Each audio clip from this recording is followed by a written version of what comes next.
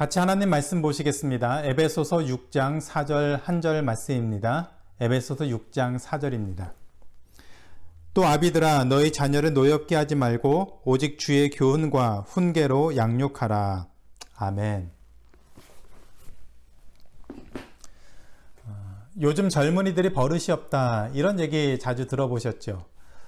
우리가 하는 말만이 아니라 고대 메소포타미아 지역과 이집트 피라미드 내벽에 요즘 젊은이들이 버릇이 없다라는 글귀가 있다고 합니다. 동서고금을 막론하고 젊은이들을 바라보는 어른들의 불편한 마음 또 못마땅한 그런 모습들이 고스란히 담겨져 있는 것 같습니다. 왜 시간이 지나도 이런 모습들이 바뀌지 않을까요? 다음 세대를 바라보는 또 자녀들을 바라보는 부모님들 또 기성세대 어른들의 모습들에 왜 뭔가 부족함이 있고 왜 불만이 있을까요? 몇 가지 이유들이 있겠지만 다음 세대 자녀를 키우는 부모님의 역할도 빼놓을 수는 없을 것 같습니다. 하나님이 세상을 창조하시고 사람에게 생육하고 번성하고 땅에 충만하고 그 땅을 다스리라고 하셨습니다. 따라서 자녀를 낳고 또 양육하고 또 결혼하고 자녀를 낳는 이 모든 것들은 창조 때부터 주어진 명령입니다. 그런데 부모가 되는 것이 참 쉽지 않죠. 자녀를 양육하는 것이 정말 어려운 것 같습니다. 물론 자녀를 낳으면 누구나 부모가 됩니다. 저도 첫째가 태어날 때 또 둘째가 태어날 때 그 기쁨 그것을 기억하고 있습니다. 또 그 아이들이 자라서 저를 아빠라고 불렀을 때 그 감격 정말 생생하게 기억을 하고 있습니다. 그런데 그런 기쁨, 자녀를 얻었을 때 그 기쁨이 있는가 하면 또 그 자녀를 잘 양육한다는 것은 또 다른 문제인 것 같습니다. 다들 많이 경험하셨겠지만 자녀를 양육하는 거 참 쉽지 않습니다. 그래서 오늘은 에베소서 6장 4절의 말씀을 통해서 믿음의 명문 가정을 세우기 위한 부모의 역할이 무엇일까? 부모의 미션이 무엇인지에 대해서 함께 나누는 시간을 가지려고 합니다. 에베소서 4장에서 사도 바울은 옛사람을 벗어버리고 그리스도 안에서 새 사람을 입으라고 했습니다. 예전의 모습들을 벗어버리고 이제 그리스도 안에서 새로운 모습, 새로운 정체성, 또 하나님의 자녀로서의 새로운 삶을 살아야 한다라고 말을 하고 있습니다. 하나님의 자녀로서 사는 새 삶의 가장 중요한 시작은 바로 가정에서 일어나겠죠. 그래서 사도 바울은 새 사람을 입으라고 말한 다음에 가정에서 그 새 사람의 모습에 대해서 설명을 하는데 그 첫 번째가 바로 남편이죠. 그래서 남편에게는 그리스도 예수가 교회를 사랑한 것 같이 목숨을 내놓고 교회를 사랑한 것 같이 그 아내를 사랑하라고 명령하고 있습니다. 또 아내를 위해서는 남편을 공경하고 사랑해야 된다라고 얘기를 하고 있습니다. 그렇게 남편과 아내가 그리스도 예수 안에서 새롭게 된 그런 모습 또 그런 가정을 이룬 다음에 하나님이 허락하신 자녀에 대한 명령을 주셨죠. 그것이 오늘 우리가 읽은 말씀에 나옵니다. 자녀들이 노하게 하는 것을 피해야 된다. 또 자녀들을 주의 교훈과 훈계로 양육하라고 얘기합니다. 여기에는 부모가 하지 말아야 될 것과 반드시 해야 될 것이 있습니다. 먼저 부모는 자녀를 노엽게 하지 말아야 합니다. 초대교회 당시 지난주에도 설명드렸지만 그리스 로마 문화에서는 부모의 그 권위와 역할이 상상을 초월했습니다. 자녀들에게 모든 것들을 강요할 수 있었고 또 자녀들에게 명령할 수 있었습니다. 특별히 아버지는 모든 권위의 상징이었고 힘의 상징이었습니다. 가정에서 원하는 것은 무엇이든지 할 수 있었죠. 그것에 비해 자녀들은 성인이 될 때까지 많은 그 대접을 받지 못하고 공평한 기회를 갖지 못하고 심지어는 사람으로 인정되지 못하는 그런 모습도 있었다고 합니다. 이런 사회적인 배경하에서 자녀들의 인권과 감정은 그렇게 크게 중요한 것이 아니었습니다. 오늘날 아이들이 가정의 중심으로 살아가는 오늘날 우리 가정 또 부모님의 모습에서는 참 이해하기 힘든 모습이죠. 기도 제목을 보면 아이들에 관한 기도 제목이 참 많습니다. 자녀들의 진로 문제, 건강 문제, 또 교육에 대한 그런 문제들, 또 결혼에 대한 것들, 또 이런 많은 것들의 기도 제목들이 자녀를 위한 기도 제목들이 참 많습니다. 그 정도로 자녀들이 우리 가정에 차지하는 비중이 정말 크다고 할 수 있습니다. 더 나아가 미국에 살고 있는 부모들에게는 또 자녀를 위해서 더 좋은 기회, 또 교육과 환경과 이런 모든 좋은 기회를 제공하고 싶은 또 그 정도의 마음과 또 사랑과 헌신이 있기에 자녀들을 대하는 그런 생각들이 남다르다라고 생각을 합니다. 그런 입장에서 우리가 사도 바울 시대에 부모들의 모습들을 이해하는 것이 쉽지는 않습니다. 그런데 그런 당시의 사람들에게 사도 바울이 부모에게 자녀를 노엽게 하지 말라고 말하면서 자녀들의 감정을 부모들이 고려해야 한다. 자녀들을 화를 내지 않도록 해야 된다라고 하는 그런 권면, 그런 명령은 굉장히 충격적이고 당시로서는 굉장히 파격적인 그런 권면이다라고 볼 수가 있습니다. 사도 바울이 여기에서 말한 노엽게 하지 말아야 한다는 그 말, 노엽게 한다는 그 말은 자녀들의 화를 돋우는, 자녀들을 화가 나게 만드는 그런 것을 의미하는데, 잘못한 것을 혼낼 때 자녀들이 화를 내게 하는 것을 의미하는 것이 아닙니다. 자녀들이 잘못을 하면 꾸짖고 혼내고 무엇이 잘못되었는지 그것을 반드시 알려주어야 합니다. 어떤 모습으로든지 가정마다 자녀들의 잘못된 모습을 분명히 얘기를 해주고 그런 잘못을 반복하지 않도록 교육하는 것은 부모로서 당연한 역할입니다. 그러나 사도 바울이 말한 노엽게 한다는 그 말은 자녀들이 잘못한 것이 없는데 부모들이 어떤 말이나 행동을 해서 자녀들의 화를 돋우는, 자녀들을 화나게 만드는, 그로 인해서 그들의 마음이 낙심하게 만드는 것을 의미합니다. 그래서 자녀들이 그 안에서 나오는 분노를 표출하는 모습 때문에 부모에게 반항하거나 스스로 낙심하게 되는 것을 부모가 피해야 된다. 그런 점에서 자녀를 노엽게 하지 말라고 얘기를 하고 있습니다. 이렇게 말을 하면 감이 잘 안 오시죠. 이런 상황을 좀 생각해 보면 이해가 될 것 같습니다. 부모도 사람이니까 여러 가지 복잡한 일이 있어서 마음이 심란할 때가 있죠. 계획한 일이 잘 풀리지 않거나 밖에서 누구를 만났는데 굉장히 감정이 상한 상태로 집에 들어올 때가 있습니다. 그냥 보통 때 같으면 아무 문제가 안 되는데 그날따라 마음이 너무 힘들고 또 피곤하기도 하고 또 진로나 또 여러 상황 때문에 마음이 복잡하고 할 때 아이들이 한마디 툭 던집니다. 아니면 아이들이 그냥 평상시처럼 앉아서 즐겁게 얘기하고 떠들고 또 TV를 보고 그렇게 하는데 괜히 그 모습 보니까 내 마음이 좋지 않아서 괜히 짜증이 나고 한마디 툭 던지죠. 공부 안 하고 뭐 하냐고 하면서 화를 내기도 하고 언성을 높이기도 합니다.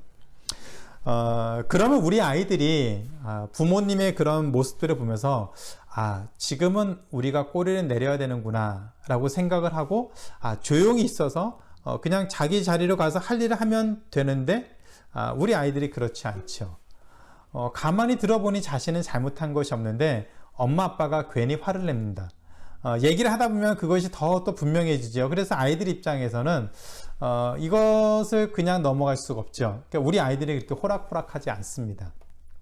그래서 부모님이 한 말에 대해서 왜 그런 얘기를 하느냐고 한마디 하다 보면 결국 이것이 이제 감정 싸움이 됩니다.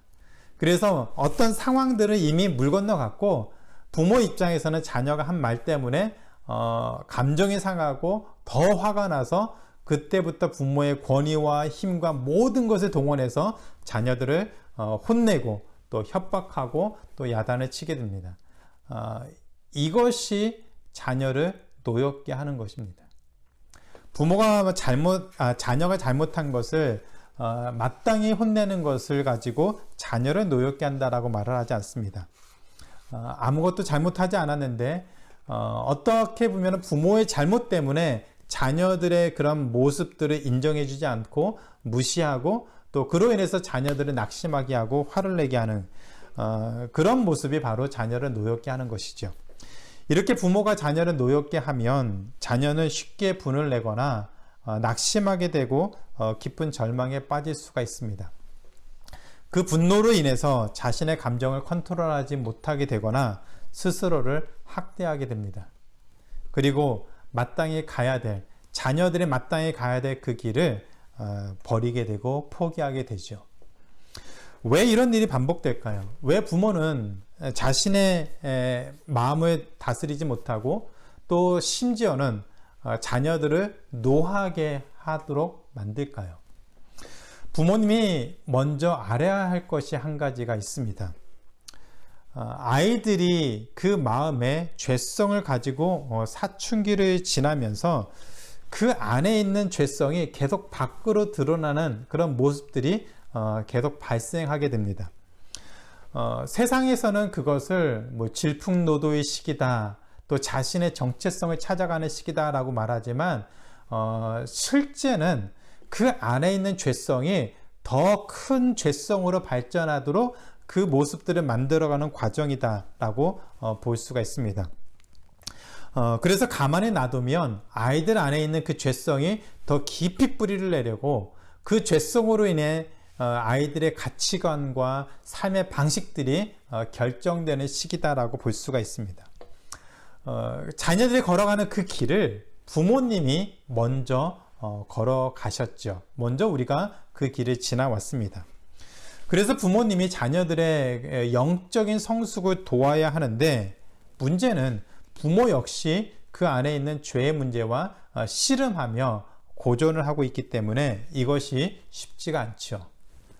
그래서 자신 안에 있는 죄성과 아이들 안에 있는 그 죄성이 부딪히게 되고 이것이 약한 아이들에게 부모가 권위를 사용하고 무엇인가 해서 자녀들을 쉽게 노하게 만들 수가 있습니다.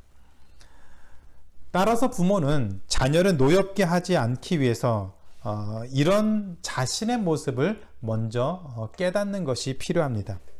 부모인 우리 안에 있는 그 죄의 본성, 죄의 뿌리를 먼저 깨닫고 자녀들을 역시 죄의 본성을 가지고 있는 그 자녀들이 영적으로 성장할 수 있도록 그 죄로부터 벗어날 수 있도록 부모님들이 영적으로 자녀들을 이끌어야 합니다. 자녀를 노엽게 하는 그 원인이 부모에게 있다면 그 자녀를 영적으로 성장할 수 있는 그 해결책 역시 부모에게 있음을 기억해야 합니다. 따라서 자녀들을 노엽게 하지 않기 위해서 부모님은 먼저 자신의 그런 영적인 모습을 깨닫고 그런 모습을 통해서 자녀들을 어떻게 영적으로 성장하도록 이끌 수 있는지 도울 수 있는지 노엽게 하지 않고 자녀들을 하나님의 자녀로서 건강하게 성장하도록 할 수 있는지 그 부분에 대해서 더 고민하고 하나님의 은혜를 구해야 됩니다. 바로 이것을 위해서 사도 바울은 주의 교훈과 훈계로 양육해야 한다라고 얘기를 하고 있습니다. 주의 교훈이라는 것은 디시플린이라는 것인데 주의 교훈이라는 것은 아이들의 잘못을 바로 잡아줄 때 필요한 것, 즉 방향을 의미합니다. 아이들이 지금 잘못된 방향으로 가고 있는데 이 방향에 대해서 다시 가야 될 방향으로 끌어주는 것이 바로 주의 교훈이고 방향이죠. 훈계라고 하는 것은 주로 말로 주는 교훈이나 격려를 의미합니다. 따라서 부모는 자녀에게 마땅히 가야 될 그 방향과 또 그 방향을 가기 위해서 그들이 마땅히 알아야 될 그 메시지, 그 내용을 가르쳐 줘야 됩니다. 바로 그것이 예수 그리스도의 복음이죠. 우리가 어떻게 구원을 받는지, 그리고 구원받은 자로서 우리가 어떻게 하나님의 자녀로 이 땅에 살아갈 수 있는지 그 내용을 부모님이 자녀에게 가르쳐 줘야 됩니다.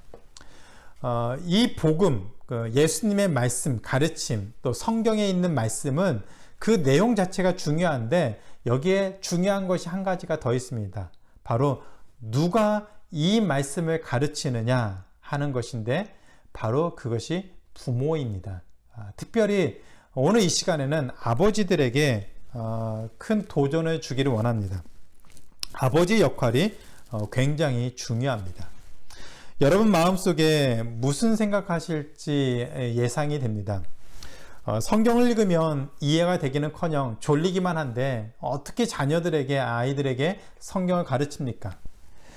솔직히 얘기해 보면 이민 생활하느라고 많이 바쁘시죠. 많이 바빠서 자녀들의 신앙생활에 그만큼 신경을 못 쓰는 것이 현실인 것 같습니다.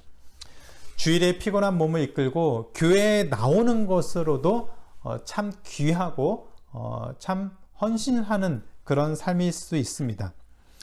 게다가 아이들까지 데리고 준비시켜서 교회에 데리고 오는 것은 더 쉽지 않습니다. 더 어려운 것이죠. 그것이 얼마나 귀하고 또 얼마나 힘든 것인지 알고 있습니다. 어쩌면 아이들을 교회에 데리고 나와서 주일학교 선생님들에게 보내는 것으로도 부모 입장에서는 아주 큰 일을 했다라고 생각할 수도 있습니다. 그만큼 교회에서 아이들의 신앙생활을 위해서, 신앙을 위해서 잘 지도해야 될 책임이 있습니다. 그러나 자녀를 교회에 데려다 놓는 것으로 자녀들의 신앙이 자동적으로 좋아질 것이라고 기대한다면 그것은 착각입니다. 절대로 그렇지 않습니다. 부모님이 기대하는 것처럼 자녀를 교회에 데려다 놓으면, 목사님에게 맡겨만 놓으면 자녀들이 신앙적으로 건강하게 성장할 것인가? 절대 그렇지 않습니다. 현실은 그렇지 못합니다. 교회가 주일학교 담당자들이 그것을 다 해줄 수가 없습니다. 학년별로 온갖 프로그램이 있는 그런 교회에 아이들을 데려다 놓으면 아이들이 신앙이 잘 성장할 것 같지만 현실은 그렇지 않다는 것이죠. 저도 2,000명 넘는 교회에서 오랫동안 사역해 보면서 아주 많이 그런 경우들을 많이 봤습니다. 교회 시설이 좋고 프로그램이 잘 짜여져 있다고 신앙이 잘하는 것이 아니더라고요. 우리도 살아가면서 많은 것을 보지 않습니까? 큰 교회 다니는 사람들이 믿음이 다 좋습니까? 1,000명, 2,000명 되는 교회 다니는 그런 교회에 출석하는 그리스도인들이 신앙이 다 좋아 보이십니까? 아니죠. 좋은 분도 있지만 그렇지 않은 분들이 어쩌면 더 신앙적으로 문제가 있는 분들이 더 많이 있을 수 있습니다. 교회가 크거나 작거나 그 안에서 일부분만 헌신하고 좀 그리스도인으로 살아가려고 애쓰는 것이 현실입니다. 제 얘기가 아니라 많은 목사님들이 그런 얘기들을 합니다. 그러면 작은 교회가 좋을까요? 아닙니다. 작은 교회라고 좋은 것이 아닙니다. 그럼 도대체 무엇을 말하기를 원하십니까? 목사님 도대체 무슨 얘기를 하는 것입니까? 큰 교회, 작은 교회가 중요한 것이 아니라 바로 부모의 역할이 중요하다는 얘기를 하고 싶습니다. 교회의 크기와 상관없이 부모님의 자녀들을 말씀으로 양육하기를 원하고 또 그렇게 헌신하고 수고하고 애쓰는 그런 가정에서 자라는 자녀들은 믿음의 성장을 또 신앙의 견고함을 경험할 수가 있습니다. 많은 신학자들이 미국에 있는 교회 교육이 실패했다라고 얘기를 합니다. 미국 교회를 따라가는 한인 교회들도 마찬가지겠죠. 주일학교가 세분화되고 잘 발달하면서 그리고 아이들의 눈높이에 맞는 설교를 하고 아이들의 눈높이에 맞는 찬양을 하고 그런 프로그램을 짜면서 아이들이 더 신앙적으로 성숙할 거라고 기대했지만 현실은 완전히 실패한 것으로 나타났습니다. 그동안 교회가 그 많은 것을 투자하고 많은 것을 가르쳤던 그 아이들이 지금 어디 있습니까? 다 떠났습니다. 왜 그랬을까요? 왜 그랬을까요? 우리는 그 모습을 보면서 어쩜 마음에 흡족했을지도 모릅니다. 자녀들이 그곳에 가서 찬양하고 말씀 듣고 예배 드리는 그 모습, 아이들이 즐거워하는 그 모습을 보면서 부모로서 정말 탁월한 선택을 했다라고 생각하고 흡족했을지도 모릅니다. 그런데 지금 우리가 그렇게 흡족하던 자녀들은 어디 있습니까? 많은 경우 교회를 떠나서 심지어는 신앙생활도 하지 않는 경우가 많습니다. 어떤 한 교회만의 문제가 아니라 많은 교회, 대부분의 교회들이 겪고 있는 현실적인 문제입니다. 그럼 어떻게 해야 될까요? 부모님이 교회로부터 자녀들을 되찾아와야 합니다. 교회에게 맡겼던 신앙교육을, 교회에게 맡겼던 신앙의 문제들을, 영적인 문제들을 이제는 교회로부터 부모님이 되찾아와야 합니다. 교회에만 맡길 것이 아니라 부모님이 함께 자녀들의 신앙을 위해서 관심 갖고 헌신하고 방법을 찾아가야 합니다. 여러분의 자녀의 신앙교육을 떠맡기려고 하는 것이 아니라 교회도 그 역할을 감당해야 됩니다. 그러나 중요한 것은 부모님이 함께 이 일을 하지 않으면 우리 자녀들의 신앙을 그 누구도 책임질 수 없다는 얘기입니다. 이 얘기를 들으면 아마 여러분 마음속에 두 가지 질문이 생길 것 같습니다. 첫 번째는 시간이 없어요, 목사님. 아이들에게 말씀을 가르칠 시간이 없어요. 그럴 시간이 없습니다. 두 번째는 시간이 있다고 한들 뭘 가르쳐야 될지 모르겠습니다. 맞습니다. 이민생활하는 게 참 바쁘죠. 새벽부터 밤늦게까지 정말 수고하고 애쓰지 않으면 우리가 살아가는 이런 누리는 삶들을 제대로 누릴 수도 없습니다. 아이들을 서포트할 수도 없죠. 정말 열심히 일을 해야만 하루하루 먹고 사는 것이 가능한 모습이 오늘 우리의 모습입니다. 시간이 없습니다. 그런데 시간이 없어도 돌아보면 우리는 할 것들을 하고 살고 있습니다. 죄송하지만 아이들을 위해서 우리는 많은 것들을 하고 있습니다. 자녀들이 좋은 대학에 가기 위해서 우리는 시간을 내서 아이들 스포츠도 시키고 악기도 가르치고 정말 중요한 게임이 있다면, 어떤 연주가 있다면 다른 거 다 포기하고라도 그런 것들에 동참하고 시간을 냅니다. 그 정도로 우리는 자녀들을 위해서 헌신하고 있습니다. 그런데 안타깝게도 신앙교육에 대해서는 투자하는 것을 주저하죠. 자녀들의 신앙을 위해서 무엇인가 할 때는 괜히 시간을 허비하는 것 같고, 괜히 아이들에게 별로 필요하지 않는, 지금 아이들에게 필요한 것은 대학에 가기 위한, 공부를 위한 그것이 더 필요한 것이지 신앙은 나중에 문제라고 생각하는 그런 모습들이 있습니다. 그래서 아이들에게 신앙적인 부분에 대해서 더 많은 관심을 갖지 못하는 것이 어쩌면 우리의 현실일 수 있습니다. 그러나 다시 우리 자녀들의 신앙에 대해서 부모님이 관심을 가져야 됩니다. 적어도 일주일에 한 번은 식탁에 둘러앉아서 밥을 먹으면서 자녀들과 함께하는 시간을 꼭 가지셔야 됩니다. 자녀들에게 더 관심을 갖고 그들과 함께하는 시간을 반드시 만드셔야 됩니다. 그래서 그렇게 자녀들과 함께 앉는 시간을 만들고 식탁에 교제하는 시간을 만들어서 무슨 얘기를 할까요? 무슨 얘기를 해야 될까요? 몇 년 전에 한 중학생에게 이런 질문을 해봤습니다. 너 엄마 아빠하고 무슨 얘기하니? 그렇게 물어봤더니 이 학생이 이렇게 얘기하더라고요. 딱 3가지 얘기를 하는데요. 그러니까 부모님이 자기에게 3가지 질문을 한다고 하더라고요. 첫 번째, 학교 잘 갔다 왔니? 두 번째, 숙제했니? 세 번째, 밥 먹어라. 어떤 한 아이의 그 가정의 문제가 아니라, 상황이 아니라 많은 가정들이 비슷한 것 같습니다. 학교 갔다 왔니? 숙제했니? 밥 먹었니? 적어도 하나는 더 추가했으면 좋겠습니다. 주일날 교회 갔다 와서 아이들에게, 주일날 예배 드린 다음에 아이들에게 오늘 말씀 뭐 들었니? 그래서 너는 그 말씀에 대해서 어떻게 생각하니? 한번 물어보시기 바랍니다. 처음에야 어색하겠죠. 말도 잘 못하겠죠. 그런데 부모님이 계속 물어보면 아이들은 말씀을 들을 때, 예배 드릴 때 집중해서 듣게 되고 생각하면서 듣게 됩니다. 자녀들이 출가해서 멀리 떨어져 있으면 전화하셔서 오늘 교회 갔다 왔니? 그 얘기만 하지 마시고 오늘 교회 가서 오늘 예배 드리면서 무슨 말씀을 들었니? 그래서 너는 그것에 대해서 어떻게 생각하니? 그것을 질문하시기 바랍니다.